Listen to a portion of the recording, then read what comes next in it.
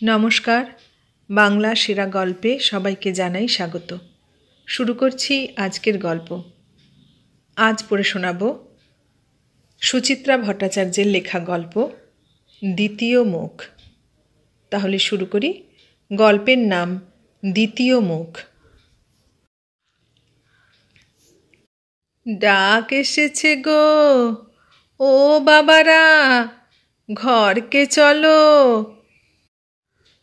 সকাল থেকে আকাশবাণীর মতো বেজে উঠছে শব্দগুলো, কিছু সময় পরপরই। আশ্চর্য!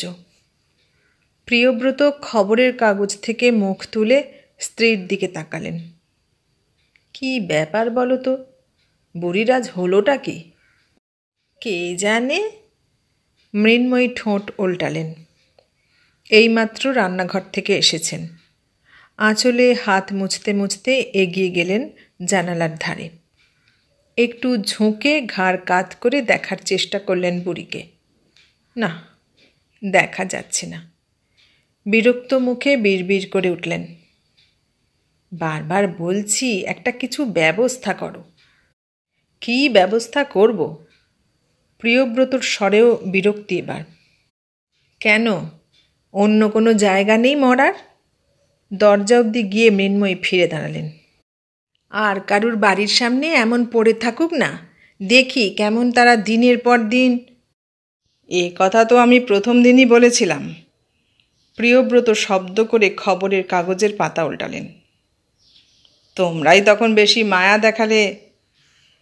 ঠিক আছে, এক কথা নিয়ে রোজ খোঁটা দিতে হবে না। মৃন্ময়ী দ্রুত বেরিয়ে গেলেন ঘর থেকে। প্রিয়ব্রত চোখ থেকে চশমা নামালেন। মেয়েদের নিয়ে এই এক মুশকিল, কখন কি চায় নিজেরাই জানে না। বুড়ির এখানে আস্তারা গাড়া নিয়ে প্রথম তিনি যখন আপত্তি জানিয়েছিলেন, তখন এই মৃন্ময়ী প্রতিবাদ করেছিলেন সব থেকে বেশি। আহা থাক না, বাড়ির ভেতরে তো আর ঢুকে আসছে না, রাস্তাতেই তো পড়ে আছে। তিনি বলেছিলেন, বাড়ির সামনেটা তো নোংরা হচ্ছে, কোন দিন দরজার সামনে হেগে মুতে রাখবে। না বাবা, শিপ্রাও অমনির শাশুড়ির পক্ষ নিয়েছিল। আমি লক্ষ্য করে দেখেছি, বুড়ির কিন্তু ওসব সেন্স ঠিক আছে। বাথরুম পেলে কোমর ঘষে ঘষে ওই দিককার ড্রেনের দিকে চলে যায়। তাছাড়া কতটুকুই বা খায় যে। মৃন্ময়ীর স্বর ভিজে গিয়েছিল মমতায়। সকালে এক বাটি ভাত দিয়েছিলাম, বিকেলে দেখি 5টা দানাও খেয়েছে, কি খায়নি। হ্যাঁ, এইভাবেই বুড়ি মাস দেড়েকের ওপর রয়ে গেছে বউ শাশুড়ির আশ্রয়ে। প্রিয়ব্রতর এই ঘরেরই কোলে ছোট আয়তক্ষেত্র মাপের ঝুল বারান্দা।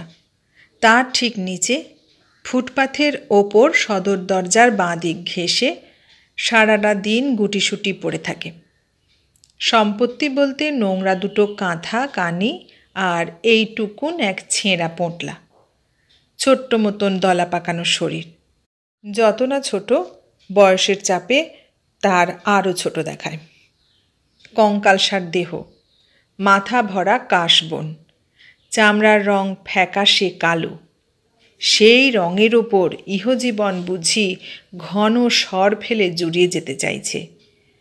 বুড়িকে দেখে অন্তত প্রিয়ব্রতর সেরকমই মনে হয়। ঠান্ডা স্বরের গায়ে যেমন তেমন অজস্র ফাটল, ফাটলের ফাঁকে ছাই ছাই ময়লা। বুড়ি যে কোত্থেকে এলো, কেন এলো, কেউ বলতে পারে না। শত প্রশ্ন করেও উত্তর মেলেনি কোনো। প্রথমে সকলে ভেবেছিল বোবা বোধ হয়, মোটেই না। দুটো দিন ঘাপটি মেরে পড়ে থাকার পর দুম করে কথা বলে উঠেছিল একদিন, ডাক এসেছে গো, ও বাবারা। তারপর থেকে মাঝে মাঝে শব্দটাকে সুর করে করে উচ্চারণ করে চলে, শুধু ওই শব্দ কটাকেই। আর কোনো বুলি বুঝি শেখেনি কোনো দিন। শেখেনি নাকি জীবনের কথা সব ফুরোতে ফুরোতে ওই কটা বাক্যতে সে ঠেকেছে। সময় অসময় নেই, যখন তখন খেলা করে উঠছে কথা কটাকে নিয়ে। খেলা নাকি সাবধান বাণী?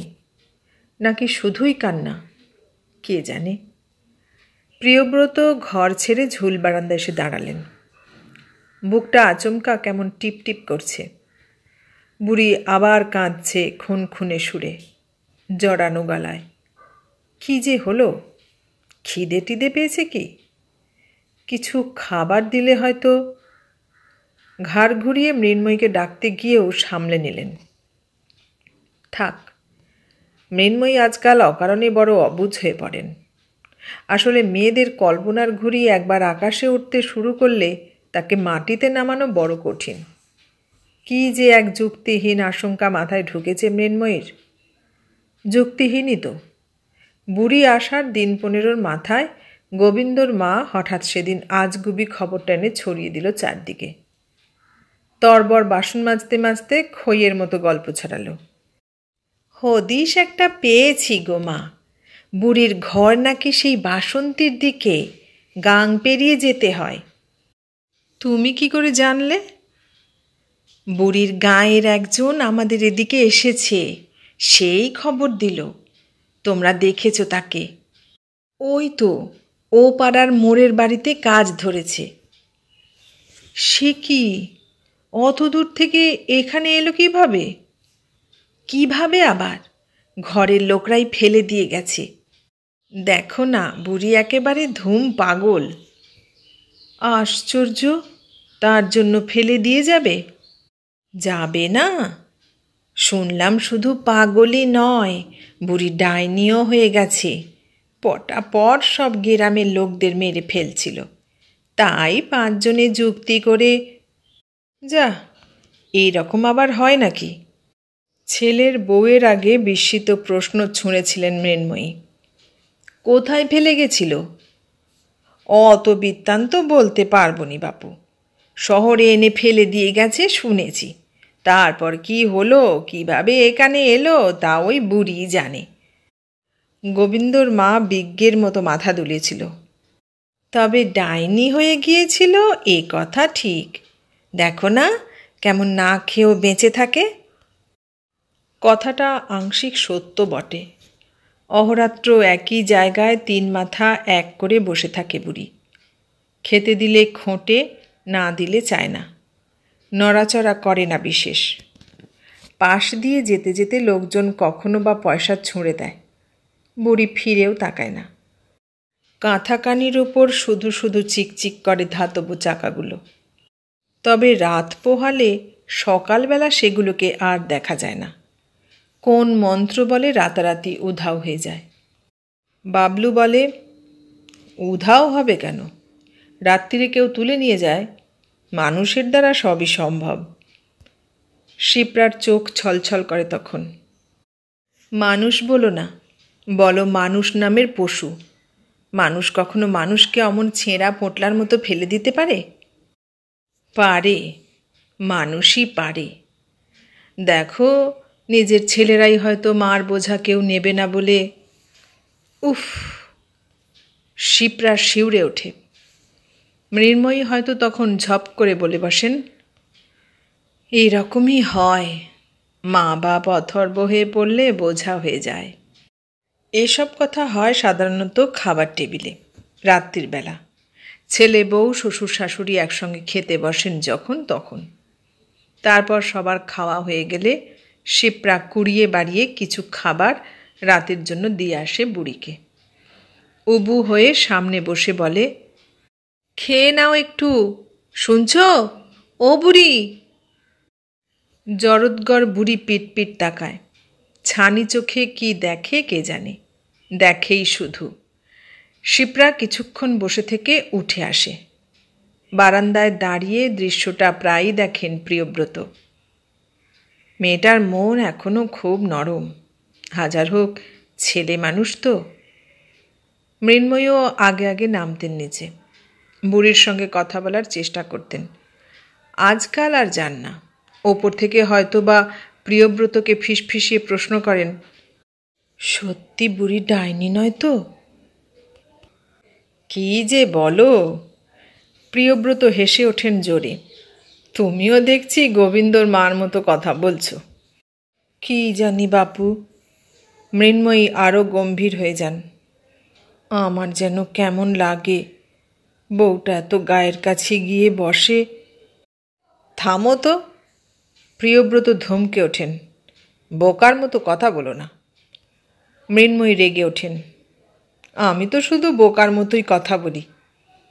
প্রিয়ব্রত বারান্দা থেকে ঘরে ফিরলেন। প্রচণ্ড গরম যাচ্ছে। বর্ষা এবার দেরি করছে বড়। আষাঢ়ের মাঝামাঝি হতে চলল, এখনও মৌসুমি বায়ুর দেখা নেই। বৃষ্টি শুরু হলে বুড়িটাকে রাস্তায় ফেলে রাখা খুব অমানবিক কাজ হবে।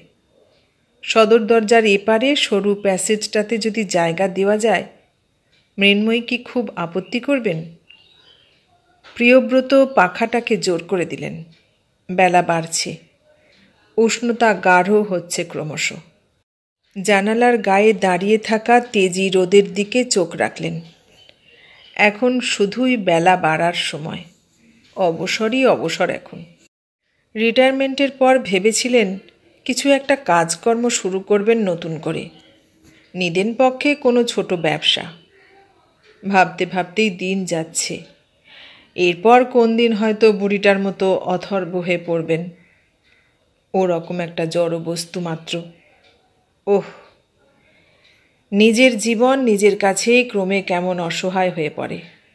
না, মরে যাওয়ার কথা ভাবতে পারেন না প্রিয়ব্রত। তিনি আরও অনেক দিন বাঁচতে চান। বিছানায় বসেই প্রিয়ব্রত শুনতে পেলেন মোটর বাইকের গর্জন। বাবলু অফিস চলে গেল। শব্দটার রেশ মিলিয়ে যাবার সঙ্গে সঙ্গেই বুড়ির গলা বেজে উঠল আবার। ডাক এসেছে গো। কিসের ডাক? কেন ডাক? বুড়ি আজ যেন বেশি ভয় দেখাতে চাইছে তাকে। মোটেই ভয় পান না তিনি। খাট থেকে নেমে বারান্দার দিকের দরজাটা হঠাৎ চেপে বন্ধ করে দিলেন প্রিয়ব্রত। বিকেল থেকে মেঘ জমতে শুরু করেছে আকাশে। ঘন মসীবর্ণ আষাঢ়ে মেঘ। তবে বৃষ্টি নামেনি এখনো। নামেনি বলেই গুমোট তীব্র আরও। দোতলার বারান্দাতে দাঁড়িয়েও দরদর ঘামছেন প্রিয়ব্রত। কটা বাজলো বলো তো? মৃন্ময়ী ঝুঁকে ঘরের দেওয়াল ঘড়ি দেখলেন। 9টা বাজে প্রায়, বলেই উদ্বিগ্ন মুখে মোড়ের দিকে তাকালেন। বাবলুর কি হলো বলো তো আজ? কি হবে? নিশ্চয়ই কাজে আটকে গেছে। মৃন্ময়ী নয়, যেন নিজেকেই নিজে বোঝাচ্ছেন প্রিয়ব্রত। ছেলেটা সাধারণত এত দেরি করে না। নতুন বিয়ে করেছে, সন্ধ্যের মধ্যেই ফিরে আসে। বৌমাকে কিছু বলে যায়নি? ওফ, কতবার বলবো। মৃন্ময়ী অধৈর্য হচ্ছেন। তোমাকে আজকাল এক কথা এতবার করে বলতে হয়? তাতে কি এমন মহাভারত অশুদ্ধ হয় শুনি? প্রিয়ব্রত রেগে উঠলেন দুম করে। তোমার ছেলে তো আজকাল অফিস যাওয়ার সময় একবার দেখা করেও যায় না। আগে আগে তাও। সে তো আমাকেও বলে যায় না, বউ পেয়ে লায়েক হয়ে গেছে। মৃন্ময়ীর গলায় সামান্য অভিমান। ঠিক আছে, ঠিক আছে, একজনকে বলে গেলেই হলো। বৌমাকে তো বলে যায়। প্রিয়ব্রতর গলা শান্ত হলো। যাও না, আর একবার বৌমাকে জিজ্ঞেস করে এসো না বেরোনোর সময় কিছু বলে গেছে কি না। আমি যেতে পারবো না। মৃন্ময়ী পাশের ল্যাম্পপোস্টার দিকে চোখ রাখলেন। দরকার হয় তুমি যাও। বেশ, তাই যাচ্ছি। প্রিয়ব্রত ঘরে ঢুকতে গিয়েও থমকে দাঁড়ালেন। একটা ব্যাপার লক্ষ্য করেছ? কি? বুড়িটা কিন্তু অনেকক্ষণ ধরে চুপ মেরে আছে। বলেই অপ্রস্তুত নিজের কাছেই। কেন বললেন কথাটা? এমনি? মৃন্ময়ী সঙ্গে সঙ্গে ছুটে এসেছেন ঘরে। সত্যি তো? কখন সুর থামল বলো তো? বোধহয় বাবলু যাবার পরপরই। বলতে গিয়েও প্রিয়ব্রত সামলে নিলেন। দূর, অহেতুক ভয় দেখানোর মানে হয় না।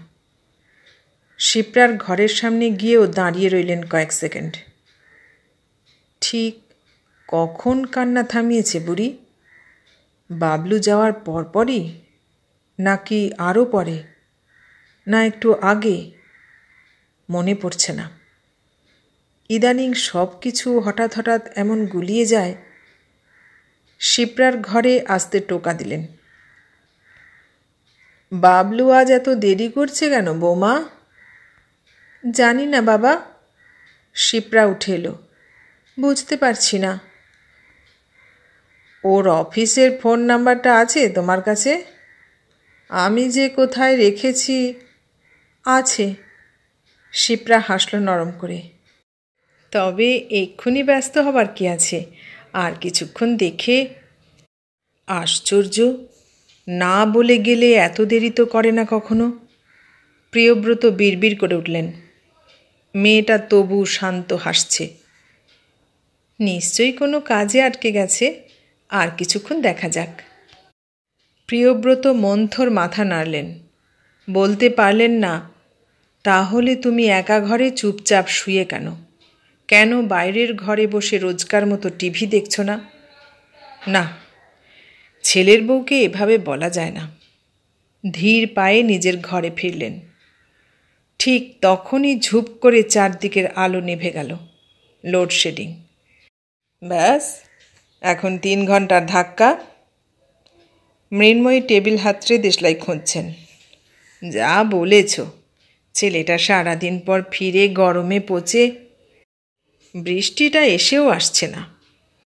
মোমবাতি জ্বালাবার পর প্রিয়ব্রত হাত পাখা টানলেন। এখন না আসাই ভালো, বাবলুটা তাহলে রাস্তায় ভিজবে। তা অবশ্য ঠিক, এখনকার বৃষ্টি মোটেই ভালো নয়। দুজনে মিলে জল্পনা করে চলেছেন আবোল তাবোল। প্রসঙ্গ থেকে প্রসঙ্গান্তরে যাচ্ছেন, কথা থেকে কথায়। দেওয়াল ঘড়ি সশব্দে রাত বাড়িয়ে চলেছে। কারেন্ট গিয়েও চলে এলো, বৃষ্টি এসেও এলো না। শিপ্রা একসময় এসে দাঁড়ালো দরজায়। বাবা, আমি একবার পাশের বাড়ি থেকে ফোন করে দেখব। কোথায় করবে? ওর অফিসে। তুমি থাকো, আমি যাচ্ছি। প্রিয়ব্রত ব্যস্তভাবে পাঞ্জাবি গলালেন গায়ে। 10:30 বেজে যাওয়ার পর থেকে মৃন্ময়ী যেন অসাড় হয়ে গেছেন, কথাই বলছেন না। প্রিয়ব্রত যখন নেমে আসছেন নিচে, তখনই শিপ্রার পাশে এসে দাঁড়ালেন হঠাৎ। শোনো। কি হলো? তোমরা কি এখনো মনে করো আমার সন্দেহ ভুল? কি সন্দেহ? প্রিয়ব্রতর গলা কেঁপে গেল। বুঝেও না বোঝার ভান করছো কেন? তোমাদের ওই ডাইনি বুড়িটার কথা বলছি। আহ! প্রিয়ব্রত মুখ ফিরিয়ে নিলেন। উল্টো পাল্টা চিন্তা ছাড়ো তো, আমি দেখছি। অযথা ভয় পাওয়ার কিছু নেই। কিছু নেই ঠিকই, তবু কেন যে বুক কাঁপে। ছেলেটা মোটর সাইকেলে অফিস যায়। রাস্তাঘাটে রোজই তো কোনো না কোনো বিভৎস দুর্ঘটনার দৃশ্যকে জোর করে মন থেকে তাড়াবার চেষ্টা করলেন প্রিয়ব্রত। কাছের লোকের সম্পর্কে কেন যে খারাপটাই মনে আসে। রাস্তায় নেমে লম্বা শ্বাস টানলেন। আকাশ ঘোর লাল বর্ণ ধারণ করেছে। পূব কোণে এক ঝলক বিদ্যুৎও দুলে উঠল। বুড়িটার সামনে কয়েক মুহূর্ত স্থির দাঁড়িয়ে রইলেন। এই অসহ্য গরমেও কাঁথা মুড়ি দিয়ে গুটিয়ে মুটিয়ে পড়ে আছে। ঠিক একটা নোংরা আবর্জনার মতো দেখাচ্ছে ঘুমন্ত শরীরটাকে। এই গরমে পাগল ছাড়া কেউ এভাবে ঘুমোতে পারে না। এগিয়ে গিয়ে প্রতিবেশীর দরজার বেল টিপলেন প্রিয়ব্রত। না, বাবলুর অফিসে টেলিফোন ধরল না কেউ। বেশ কয়েকবার নম্বর ঘোরালেন, বেজেই চলেছে। জিতেনবাবু জিজ্ঞাসা করলেন, আর কোথাও কি খোঁজ করা যায়, যদি অন্য কোথাও গিয়ে টিয়ে থাকে? জিতেনবাবুর বড় ছেলে বলল, চিন্তা করবেন না, আমি এগিয়ে দেখছি। তার মা বললেন, কি কাণ্ড, বাবলু তো এমন করে না কখনো। 11টা বেজে গেছে। প্রিয়ব্রতর সব গুলিয়ে যেতে আরম্ভ করেছে। কোথায় যাওয়া যায় এখন? থানায়? হাসপাতালে? কোন হাসপাতালে যাবেন? বাবলু কি আইডেন্টিটি কার্ড পকেটে নিয়ে বেরিয়েছে? হয়তো বেওয়ারিশ হয়ে পড়ে আছে মর্গে। কত দিন ধরে পই পই করে বলেছেন মোটরসাইকেল বেচে দেওয়ার জন্য। প্রিয়ব্রত দুহাতে চুল খামচে ধরলেন। পায়ের তলার মাটি কাঁপছে। হয়তো পড়েই যেতেন। জিতেনবাবুর ছেলেরা এসে জাপটে ধরেছে। কি হলো মেসোমশাই? প্রিয়ব্রত কোনো রকমে দুদিকে মাথা নাড়লেন। চলুন, বাড়িতে চলুন, আমরা দেখছি, যদি থানায় যাবার দরকার হয়। আর একটু দেখি, আর আধ ঘণ্টাটাক। প্রিয়ব্রত শব্দ করে শ্বাস ফেললেন। টলমলে পায়ে বাইরে এলেন। জিতেনবাবু নেমে এসেছেন সঙ্গে। প্রিয়ব্রত চেষ্টা করেও প্রশ্নটাকে ধরে রাখতে পারলেন না ঠোঁটে। আচ্ছা, ওই বুড়িটার সম্পর্কে আপনার কি মনে হয়? হঠাৎ বুড়িটার কথা কেন? জিতেনবাবু রীতিমতো অবাক। না, এমনি। আপনি কি কিছু শুনেছেন? কি বলুন তো? ওই যে গোবিন্দর মা বলে। প্রিয়ব্রত ঢোক গিলেন। ও হো, সেই আষাঢ়ে গল্প? সত্যি, কোন যুগে দেশটা পড়ে আছে বলুন তো? এদিকে কম্পিউটার, স্যাটেলাইট। প্রিয়ব্রত চোখ বন্ধ করলেন। এই কথাগুলোই শুনতে চাইছিলেন কারুর মুখ থেকে। রাস্তায় বেরিয়ে দেখতে পেলেন শিপ্রা, মৃন্ময়ী দুজনেই নেমে এসেছেন নিচে, একেবারে সদর দরজায়। পায়ে পায়ে ওদের সামনে এসে দাঁড়ালেন। আমার এখনো মনে হচ্ছে বাবলু কোথাও আটকে পড়েছে। ফোন পেলে না? না, বেজে যাচ্ছে। কি হবে? মৃন্ময়ী ফুঁপিয়ে উঠলেন। শিপ্রার চোখেও অশ্রু টলটল। দেখা দেখি আকাশও আর চুপ থাকতে পারল না। বড় বড় ফোঁটা ঝরে পড়ল শরীরে। প্রিয়ব্রত পা বাড়ালেন। আমি এগিয়ে দেখছি। শিপ্রা নেমে এলো। চলুন, আমিও যাই। যাবে? চলো। প্রিয়ব্রত পুত্রবধূর পাশাপাশি হাঁটতে শুরু করেছেন। কোথায় যাবেন জানেন না, শুধু বুঝতে পারছেন যাওয়া দরকার তাঁরও, শিপ্রারও। ভুল হলো। মৃন্ময়ীও তো খুঁজছেন ছেলেকে।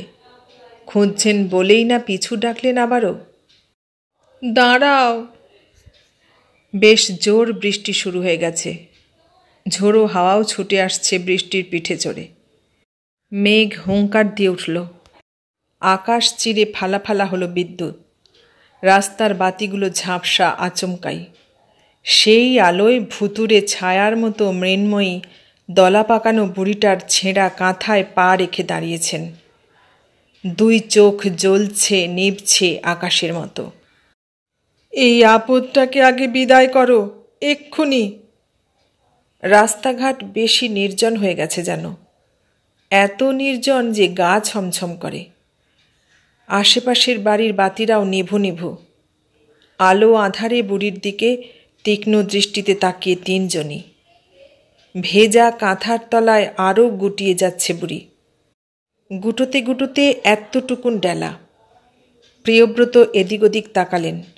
না, কেউ লক্ষ্য করছে না তাদের। জিতেনবাবুরাও না।